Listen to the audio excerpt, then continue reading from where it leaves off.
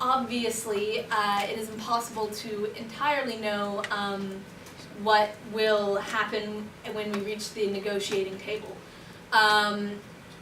Pulling troops entirely out of South Korea would be done only if other stricter checks were placed on North Korea.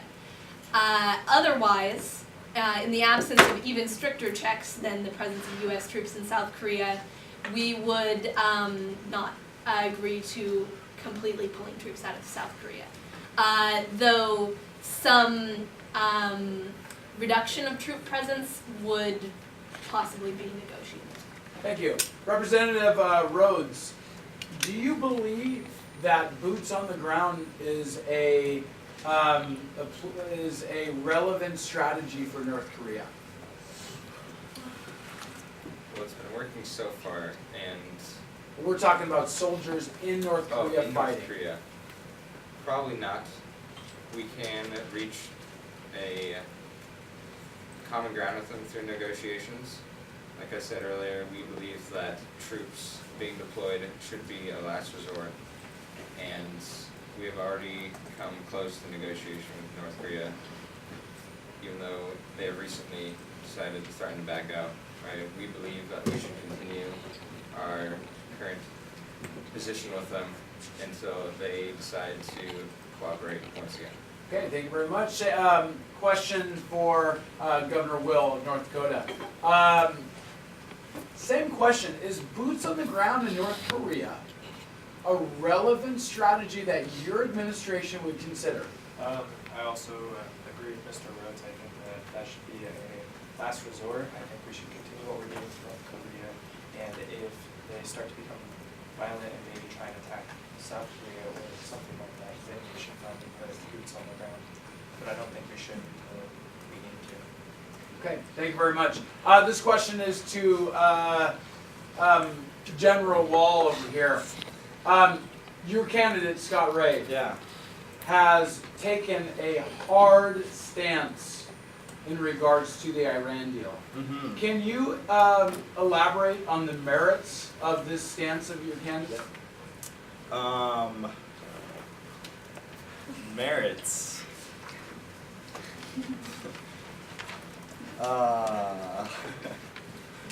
Define merits. Merits, can you advocate for this position?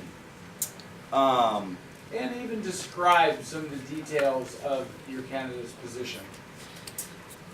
In a statement by Scott Ray himself, this is a clear statement on his view on the Iran deal. I'll just read it off for you because none other better than the man himself. He said, "It was not a cooperative deal. The country has caused problems for the U.S. in the past with religious fundamentalist regime toppling the authoritarian one and taking an anti-U.S. stance. Why would we want to work with any country who hates the U.S. just to hate the U.S.? You see, after Trump backed out of the Iran deal, the Iranian parliament burned a U.S. flag and chanted death to America." So can you speak to the merits of that position? Um, Can you advocate for that position? I completely agree, and I think so does our campaign, that there's no use in trying to negotiate after a certain point.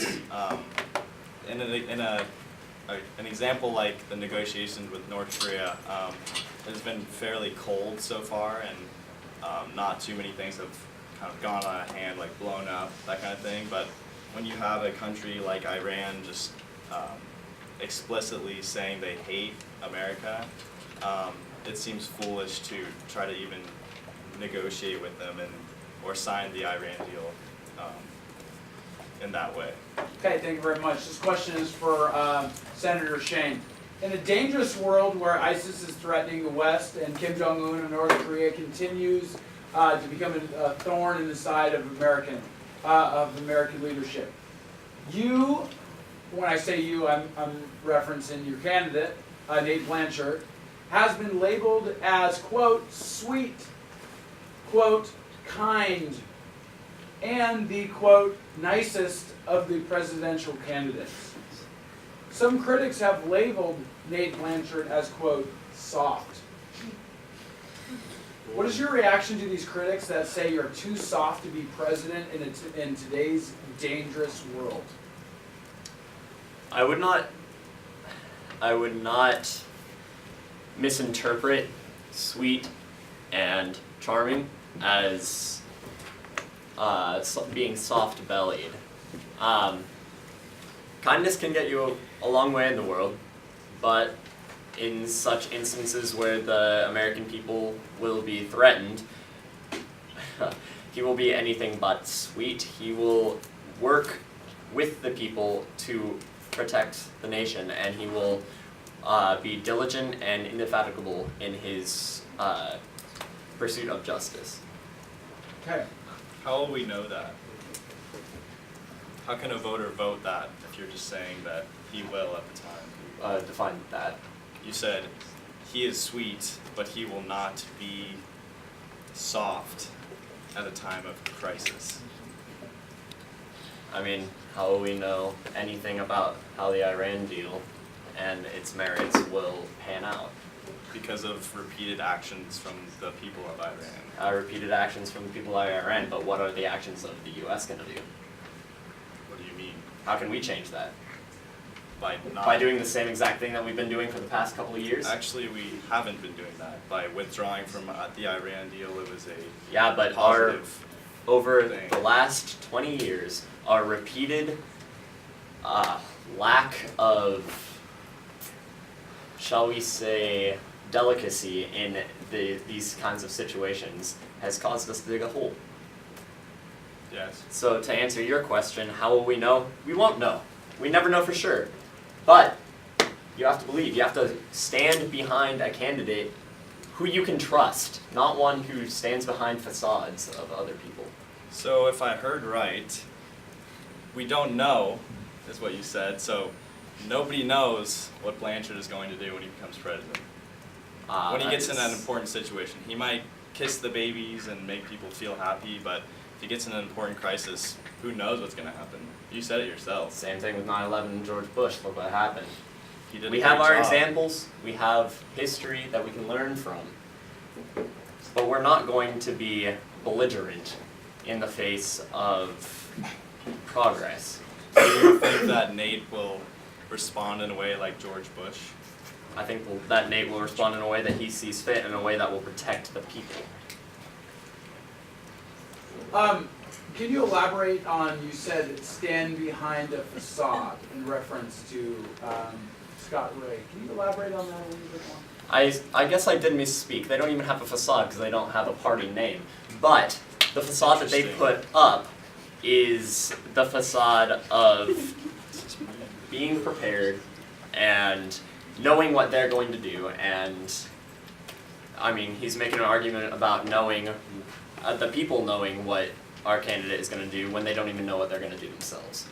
So. You know, it seems unfair that our name was removed, but just like we will do with our great country when something, a low blow hits us from an unknown power, Mr. Prince, we will continue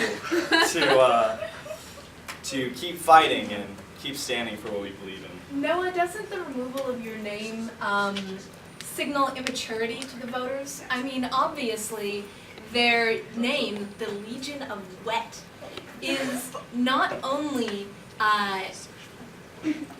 considered inappropriate, obviously, by some people, but also seems rather immature. I mean, If you take into the consideration of the literal meaning of our name, wet mean like if you think about what wet means, it's really harmless. It only takes an inappropriate interpretation for someone to call it inappropriate. So I don't know if you're calling us inappropriate, but apparently you think that the word wet is inappropriate. I've never heard of such a use in my life, but I'm astounded and offended, to be honest.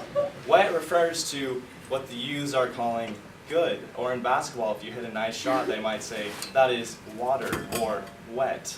So your lack of knowledge of what the American youths are thinking obviously shows that you don't have the support of the younger generation that is going to build the future of The America. word I have a problem with is not wet. Not for the sake of immaturity, though I'm sure the fact that some people interpreted it as inappropriate does signal immaturity. However, the word I actually have a problem with is legion. Legion is an old word referring to a faction in a military. And though obviously a strong military and a strong military presence is important to America, what the name Legion signals to me is that you have no grasp of peacetime or domestic affairs. And that is your own personal opinion and interpretation of our name. We are prepared to be a legion when we need to be, and we're prepared to be wet and good when we are in times of peace. Okay, real quick, I want one response real quick. Harmony Party, Madam Secretary, how do you respond to the criticism made by Mr. Wall here that your party is out of touch with the younger voters and younger generation? The youths. Well, frankly, I'd say that's ridiculous. Not only has our party committed to listening to all of our voters, but also we have several, for instance, Ray Hyra has been actually the inspiration for our party name. She is a member of the high school choir and has often been in contact with people younger than her through choir events and has spent much more time than perhaps many of the other candidates listening to not only the singing voices, but the speaking voices of the younger generation. All right, 5 seconds, closing remarks. Go. I'd like to say that everyone did well, and I think that I answered the responses to the questions that you gave. Awesome. I think this debate went well, and I wish all the other parties good luck on the next.